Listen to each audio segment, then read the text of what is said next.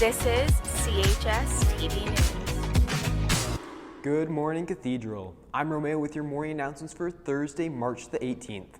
Let's start the show with a message from Mr. Lepore. Good morning, Cathedral, and greetings from CHS Bio Nation.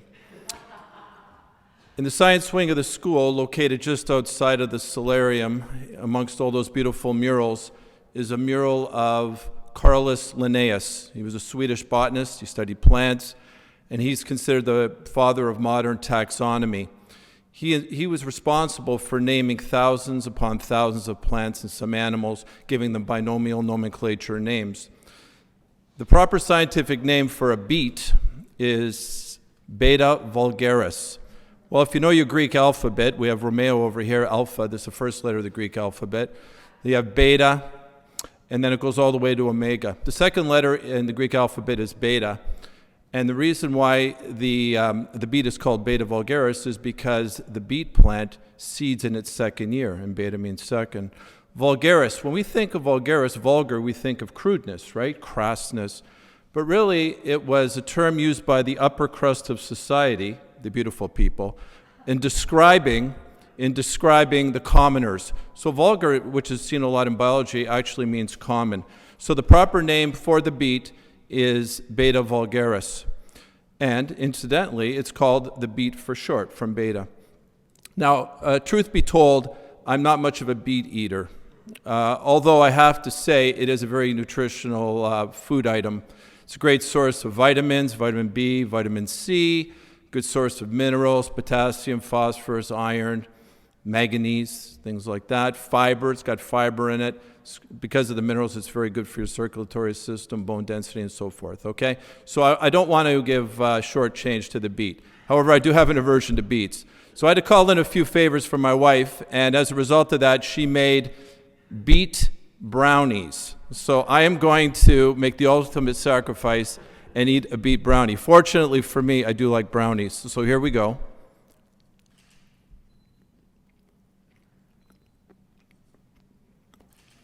Very good.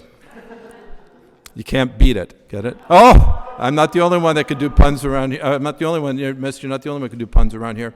Okay, so as a special token of today's event, what I have is about 12 beta brownies donated by the CHS Bio Nation. And they're going to be made available to the first 12 students who can meet me up in the workroom, room 341, and tell me the year that Linnaeus was born. Now, that information is in the mural. And I just have to give you fair warning. Please, try to keep this a secret from Mr. Juba, because if he finds out that I'm giving away free brownies upstairs, he's going to be hovering around like some hungry bear at a campsite. So please be aware of that. So I guess my last order of business is to extend a challenge to another teacher or staff member. There's a multitude of individuals that I can extend a challenge to. But I'm going to extend a challenge. When I extend this challenge, I'm going to go to the far east. I don't mean China. I just mean the far eastern boundaries of Canada, specifically Newfoundland and Labrador. Now, our favorite Newfoundlander, Mr. Alexander, by the way, he's our only Newfoundlander, I believe, so he is our favorite technically. I'm going to extend a challenge to Mr. Alexander. Being a true Newfoundlander, that old codger, he certainly has kissed cod in his day. He has certainly drank screech. So I think it will be a piece of cake for him to eat a beet. In fact, we can say it would be a piece of brownie instead of a piece of cake. You know, one more thing since I have the mic. I don't come up here much. I did not know today was World Down Syndrome Day. Oh, this weekend, which is also known as trisomy 21, 3 chromosome 21s. I want to say this, though. The person who discovered the cause, it was named after Dr. Down, but the person who kind of got it on paper was Dr. Lejeune, who was a Frenchman. He was trying to come up with a cure for Down syndrome to normalize the number of chromosomes. Instead of being 46, they have 47. And because of that, he was going to win a Nobel Prize. But he said he made one stipulation. He said if he made a karyotype, which he did, of Down syndrome, he didn't want it to be abused. He did not want anybody in any way to take advantage of those with Down syndrome. So what he did is he gave a very passionate speech in Washington after his discovery. He had a Nobel Prize in his back pocket, but he implored people not to abuse karyotypes, not to use it to possibly take the life of an unborn or something like that because of his information. Because of that, he lost his Nobel Prize. When he died, Pope John Paul II, when he visited France, the first place he went, I think he went there for World Youth Day, the first place he went was to Lejeune's grave. And I will tell you today, you should read up about this individual. I know you're very busy, but he's on the path to sainthood, if you can believe that. Okay, so just coincidentally on the upcoming Down Syndrome Day. Anyway, all the best, Cathedral, and Mr. Alexander, we look forward to seeing you eat that beet. Thanks, sir. Believe it or not, it is time to think about September 2021 and who your student council president will be. The school board is requiring all high schools to elect their president for the 2021-2022 school year by April the 6th. That being said, nominations for student council president are now open. Grade 11s can access the nomination information from their grade level LMS. Students interested in running must email Mr. Trabucco at trabuccom@hamilton-wentworth-catholic-schoolboard.ca by the end of the day today. He will then forward you a nomination form that is due on Monday. Candidate election speeches will be played here on CHSTV on Wednesday, March the 31st and Thursday, April the 1st. Voting will take place starting on Wednesday, March the 31st, and all students will have until April the 5th to cast their vote for the next student council president. There are specific requirements that students must meet in order to run for student council president. All of that information is posted on the grade 11 LMS. Nomination forms for all other student council positions will take place late in May.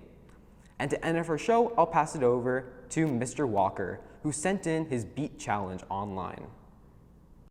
Good morning, Cathedral. My name is Mr. Walker, and I'm here this morning because Ms. Sweeney yesterday was thoughtful enough to nominate me for the Beat Challenge. Every day for the last week, I've just been hoping and praying that my name would come up, so when I heard it yesterday, I was absolutely ecstatic that I was going to be able to eat some beets for you this morning. Beets are like God's little gift to the purpley red produce market. The only thing I like more than teaching music is eating beets. Now, for this last year, we've been in a quarantine situation, and it's been over a year now, and we've all gotten used to ordering things online and having things delivered to our door. And, you know, that's no exception for the world of beets. I was able to source an incredible supplier of beets in a place in Pennsylvania, just outside of Scranton, in a magical place called Schrute Farms. The owner and proprietor is a man named Dwight K. Schrute. And his farm has been so successful during this pandemic in shipping out beets all over the United States and Canada that he was able to branch out and get into other beet-related products. For example, just this past year, Dwight cut a deal with Ben & Jerry's ice cream for a proprietary flavor called Beat It. And you can see it there on the screen right now. And, you know, this ice cream must be selling a ton because every time I go to the grocery store, the freezer is freshly stocked every time, you know, and if I didn't know any better, I would swear that not one had left the shelf. But, you know, come on, it's beet flavored ice cream. We know it's selling like crazy.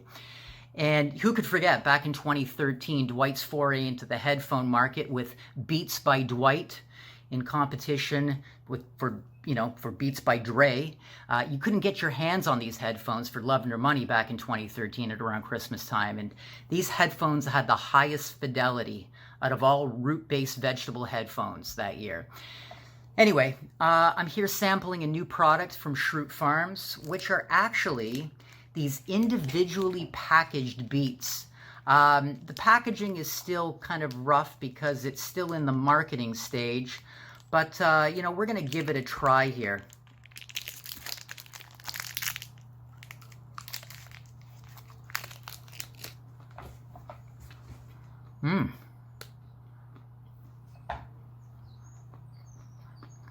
Really chewy. Slightly sweet. And there seems to be a beet-based nougat in the middle, with something, tasting something like peanuts almost. But this is, this is what makes Shroot Farms magical. They are on the cutting edge of GMO technology and flavor mimicking. So anyway, Miss Sweeney, thank you very much for the nomination. Man, these things are so good. I might just give them out for Halloween this year. I now nominate Mr. Cappadocia. Have a good day, Gales. Oh, and don't forget to smash and like that subscribe button. I'm sure it's somewhere down there on the screen. Have a good one. Thanks, sir. And those are all of your announcements for Take Cathedral. Have a great day, Gales, and thanks for watching.